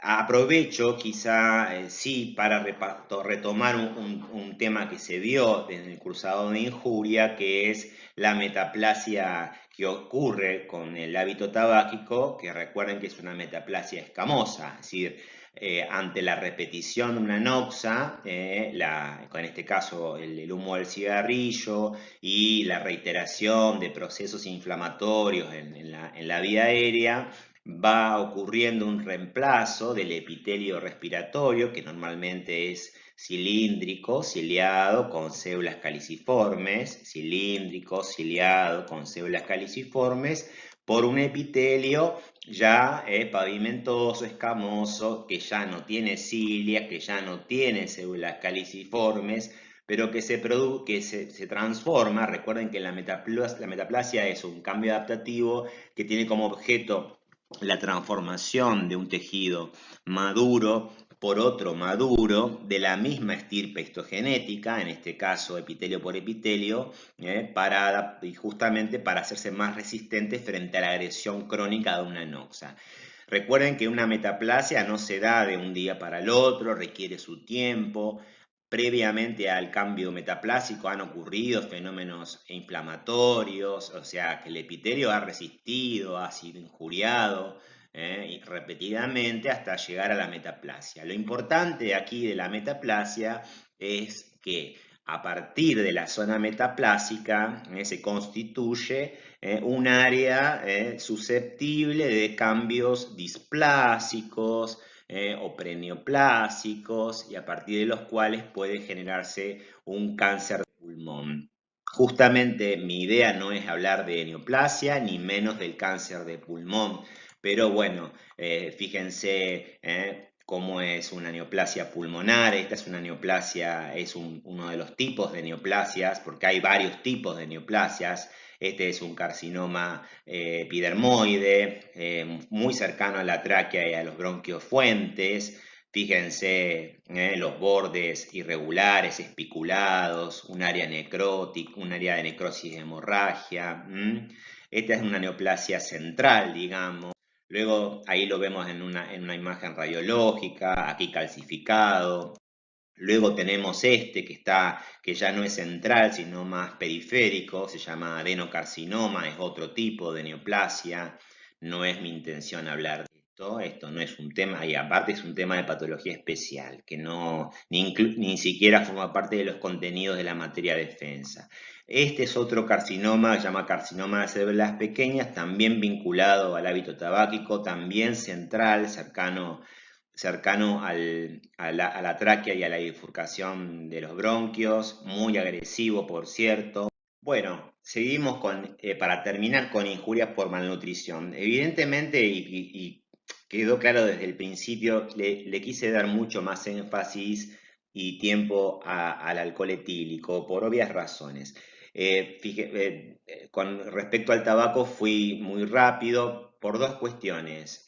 Muchas de las de las efectuaciones o los de los daños del tabaco son temas que se van a ver en defensa. El único tema uno de los temas que se ven en injuria los va a dar Jorge, y otro tema que me pareció traerlo a colación es la metaplasia inducida por el humo del cigarrillo, que es la metaplasia escamosa. Y respecto a las injurias por malnutrición, hay muy buen material en el cuaderno del alumno. Yo les voy a remarcar algunas cuestiones que me parecen que no están en el cuaderno del alumno bastante claras. Y empezando por marcar algunas diferencias respecto a lo que es malnutrición. O sea, por un lado el concepto de malnutrición, digamos, como el hecho de no tener una dieta que cumpla con las leyes de Escudero, las normas GAPA, es decir, que no sea armónica, adecuada, equilibrada, etc. Que puede llevar tanto a cuadros de desnutrición como y como a cuadros de obesidad. En los tres casos de estos tres niños, de estos 4 niños en realidad en la imagen, estamos hablando de malnutrición. Bien. Claramente hay dos formas polares cuando hablamos de nutrición, que son el marasmo y el kwashiorkor. Bueno, acá estamos hablando de una deprivación, o sea, un déficit proteico o proteico calórico. En el marasmo el déficit es total, digamos, es proteico y calórico, y por lo general se da en niños, en bebés muy chiquititos. O sea, lo que sucede en nuestro medio por lo general es que si bien los estados en Argentina, o sea, si el bebé se alimenta con la teta, por lo general no va a haber problema. El problema es cuando no hay lactancia materna y el Estado o el sistema de salud descentralizado le da la leche a esa mamá. Por lo general, ¿qué es lo que hace esa mamá con la leche? Diluye mal la leche y le da de concentraciones bajas de la leche, o ya sea porque no se le explicó cómo hacerlo, o ya sea porque, digamos, utiliza esa leche para ese bebé para, digamos, dar la alimentación a otro de sus hijos, porque realmente no tiene para darles de comer. Entonces, en el marasmo, el marasmático es ese niño que vemos que es piel y hueso, es un desnutrido adaptado, crónico a su medio, es decir, es la imagen más desgarradora, es la que vemos en los medios de comunicación y suenan todas las alarmas. No hay grasa, no hay tejido adiposo, hay una pérdida marcada de la masa muscular, la piel hundida entre las costillas, tiene como dice ahí la imagen, la apariencia de un hombre viejo y pequeño, y obviamente, aunque en realidad ese niño se encuentra adaptado a un medio que no le dio suficiente alimento. No a suficiente cantidad de calorías, pero globalmente de proteínas, glúcidos y lípidos, fundamentalmente porque no hay comida, en un medio donde no hay comida, que sucede en muchos hogares argentinos y de Latinoamérica. En el kwashiorkor, que significa niño destronado, esto ya ustedes lo han visto seguramente en la UP correspondiente. El problema es proteico fundamentalmente. Y si bien, si en el marasmo ocurre en recién nacidos, en niños que no están recibiendo la lactancia materna y que deben ser alimentados con leches, digamos, maternizadas, o sea, leches que deben ser diluidas. En el kwashiorkor hay lactancia materna, pero el niño es destetado cuando la madre se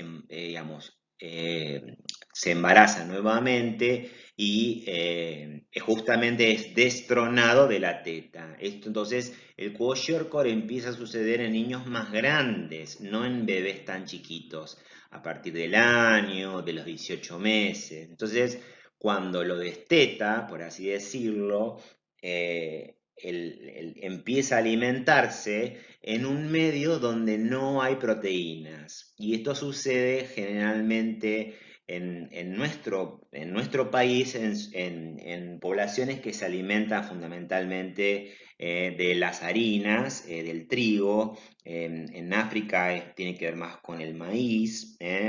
Y, o sea, son todos hidratos de carbono y no hay proteína. No hay proteína animal, no hay proteína, ni siquiera hay huevo, y no lo único que se alimentan es de hidratos de carbono.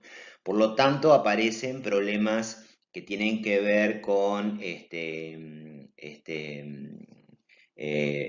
disminución de la presión oncótica del plasma, edemas, abdomen globuloso o sea, un síndrome ascítico edematoso.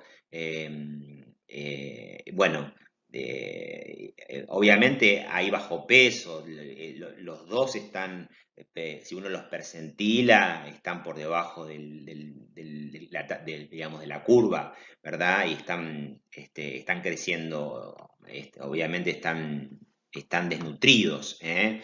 Pero, bueno, en el kwashiorkor hay algo que no se ve tanto en el marasmo como la esteatosis. En tanto, al no haber apoproteínas, no se pueden vehiculizar esos ácidos grasos, esos triglicéridos, y quedan acumulados dentro del hepatocito.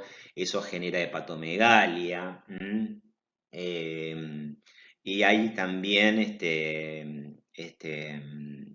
bueno, el cabello es delgado, pálido y débil. Ahí puede haber alteraciones justamente en la pigmentación del cabello, cosa que no sucede tanto en el marasmo. Bueno, hay algunas diferencias clínicas, anatomoclínicas entre uno y otro cuadro. Pero estos son formas polares, y lo más frecuente de ver son mixturas entre ambos cuadros. Aquí yo planteo un cuadro diferencial, pero esto tómenlo con pinzas, ya que, digamos, lo más habitual son con mixturas entre ambos cuadros. Entonces, el edema suele ser más importante en el kwashiorkor que en el marasmo, fundamentalmente por los cuadros de hipoproteinemia. Bueno, justamente la hipoalbuminemia está presente y puede ser grave en el kwashiorkor. En el marasmo puede estar, pero es más leve. El hígado graso como el elemento más importante anatomopatológico que lo diferencia al kwashiorkor del marasmo. Los niveles de insulina bajos en el marasmo, conservados en el kwashiorkor. Altos los valores de cortisol en el marasmo. Desgaste muscular, es decir, la pérdida de masa muscular es grave en el marasmo y no tanto en el kwashiorkor. Y la grasa corporal está obviamente muy ausente y consumida en el marasmo, porque justamente ha utilizado todas sus reservas y se ha adaptado al medio en el marasmo, y está disminuida en el kwashiorkor, por así decirlo.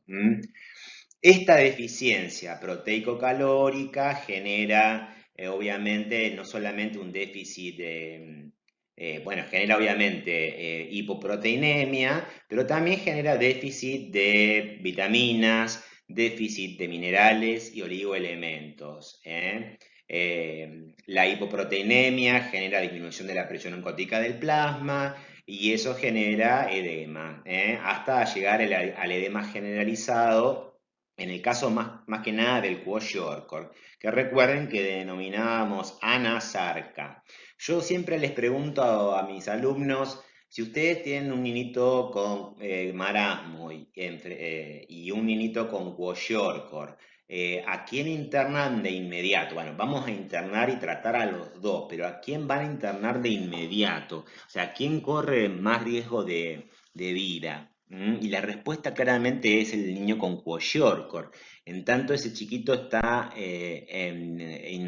digamos, ante un inminente shock hipovolémico. En tanto, hay un tercer espacio que es la citis. El niñito, digamos, está con una hipovolemia con una contracción de la volemia y se te va a chocar en cualquier momento. En cambio, el marasmático ya viene adaptado a su medio. Lo único que conoce en su vida es un estado de privación de alimento y se ha adaptado a esa vida, ¿eh? Se ha adaptado a esa vida de falta de nutrientes. Lo vamos a internar, obviamente, y lo vamos a tratar. Bueno, la hipoproteinemia genera disminución del gasto cardíaco, hipoperfusión renal, activación del eje, retención de agua y sodio, bueno, y agravamiento del edema. También el hecho de que de que el niño tenga menos proteínas también afecta el estado de las defensas de ese niño, ¿verdad? Las inmunoglobulinas son proteínas, hay depresión de órganos linfoides, hay depresión de médula ósea. Bueno, y después tenemos todo el tema de las vitaminas. Está en inglés este cuadro, pero recuerden que las vitaminas se diferencian en hidrosolubles y en liposolubles. Bueno, y de las hidrosolubles se dividen en las del complejo B y las que no son del complejo B, que básicamente tienen que ver, es la vitamina C. Y dentro de las del complejo B tenemos aquellas que tienen que ver con la liberación de energía, las hematopoyéticas y las otras. Y dentro de las liposolubles, fat soluble, la vitamina A, la vitamina D, la vitamina K y la vitamina E. Lo que pretendemos es que ustedes sepan básicamente qué es lo que puede provocar una hipovitaminosis en cada caso. Por ejemplo, cuando hablemos del retinol, de la hipovitaminosis A, sepan que la vitamina A tiene que ver, está involucrada en la especialización de los epitelios, entonces hay tendencia a la hiperkeratosis, a generar metaplasias epiteliales. Y obviamente le puede provocar ceguera al niño porque produce alteraciones oculares el retinol, ¿no? La ausencia de retinol. En el caso de la vitamina E, de la vitamina K, bueno, la vitamina K genera obviamente fenómenos hemorragíparos, ya que es necesario para la activación de los factores K dependientes, el 2, el 7, el 9 y el 10. ¿De acuerdo? Después, obviamente, tenemos todo el grupo del complejo B, bueno, la falta de tiamina. Produce grandes problemas en el sistema nervioso central, también en el periférico, pues, producto de las alteraciones degenerativas de las neuronas, de la mielina. Por eso, que tiene que ver mucho con el alcoholismo también, que ya lo vimos, por eso van a ver que se da tiamina en los pacientes que tienen intoxicación aguda, para prevenir lesiones, sobre todo la encefalopatía de Wernicke. Bueno, la disminución, bueno, me gustaría mencionar la falta de la vitamina B12 y el ácido fólico, que ustedes ya saben que produce una anemia, que es una anemia megaloblástica, ¿verdad? Ambas producen una anemia megaloblástica, es decir, con glóbulos rojos de gran tamaño. Son anemias nutricionales. La falta de vitamina, de vitamina C, ¿a dónde estaba? Acá. De vitamina C, obviamente, tiene que ver con fenómenos de oxidación, de reducción. Bueno, hay una enfermedad que ustedes saben que está asociada al déficit de vitamina C, que es el escorbuto, donde se producen alteraciones óseas, porque obviamente no se forma la sustancia fundamental del tejido óseo. También hay hemorragias porque no se forma el colágeno que forman los vasos sanguíneos, no se reparan las heridas. Eso pasaba mucho en los navegantes que no consumían vitamina C de productos frescos como las frutas, etc. La vitamina D, muy importante, la vitamina D, recuerden, es fundamental para la absorción de calcio a nivel intestinal, se activa gracias a la estimulación solar, los rayos ultravioletas, y bueno, todo eso se ingiere a través de los alimentos, como el huevo, toda la línea láctea. Bien, bueno, sepan más o menos, la idea es que ustedes sepan brevemente en qué puede ocasionar el déficit de una u otra de vitamina. Y por último, y para terminar, algunas consideraciones sobre la obesidad, que cada vez vemos más casos de niños con obesidad, y la relación que existe entre niños con obesidad y la aparición temprana de hipertensión arterial, niños con cifras tensionales mayores a las que deben tener según su edad, y problemas de resistencia a la insulina y diabetes. Pero no estamos hablando de una diabetes de tipo 1, estamos hablando de una diabetes por resistencia a la insulina. Dislipidemias y obviamente alteraciones traumatológicas por obviamente de que tienen que ver con desviaciones de la columna, escoliosis, cifosis, pie plano, lesiones articulares, incluso pueden sufrir artrosis por mala utilización del cartílago, apneas del sueño, bueno, a trastornos, problemáticas afectivas, bullying, bueno, obviamente, pero a nivel, digamos, orgánico, la obesidad se está convirtiendo más en una problemática de nutricional mucho más preocupante actualmente para los pediatras y los especialistas en nutrición, en pediatría, que la propia desnutrición. Bueno, con esto termino.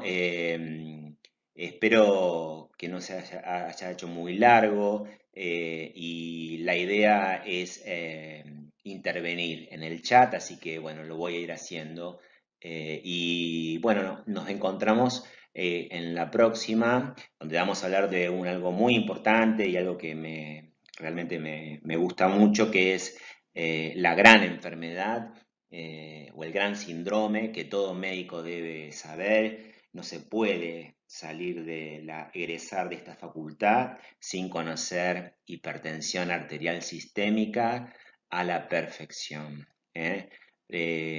Bueno, les mando un gran abrazo, estudien mucho, y cualquier cosa estoy a su disposición, por los medios. Pídanme mails, me buscan por Facebook, por Instagram. Pregunten, no se queden solos, los estamos acompañando. Estamos viendo un contexto difícil, una coyuntura de mierda, es así, pero estamos haciendo lo posible para bueno, buscar soluciones intermedias, que no sean que puedan conformar a todos y que bueno, que sean que digamos que puedan complementar o sea, que satisfagan todas las pretensiones, tanto de los docentes como de los alumnos. Aquellos que están de acuerdo, aquellos que están en desacuerdo, bueno, estamos haciendo todo lo posible para buscar acuerdos. Somos todos adultos, queremos todo lo mejor, respetamos los derechos de los alumnos, respetamos los derechos de los docentes, y les mando, como siempre, un gran cariño. Hasta luego.